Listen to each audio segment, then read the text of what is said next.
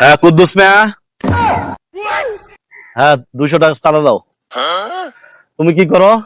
Bus driver. বাস চালাও?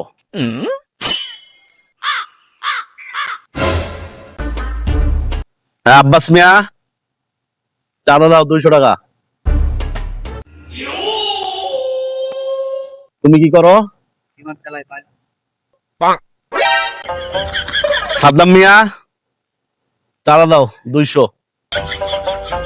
তুমি কি চালাও? ভ্যান চালাও? আচ্ছা দাও। ডাবল মিয়া, 200 চাঁদা দাও। তুমি কি করো? সাইকেল চালায়। সাইকেল চালাও না? আচ্ছা ঠিক আছে, যাও। উস্তাদ, হ্যাঁ বলো। বিমান চালায় ইও 200, বাস চালায় ইও 200, আর আমি ভ্যান চালাই আমিও 200। ব্যাপারটা কিরকম হয়ে গেল না? এটা হলো বৈষম্য বিরোধী চাঁদা কমিটি, এনে কোনো বৈষম্য নাই, বুঝো নাই? উস্তাদ, হ্যাঁ বলো।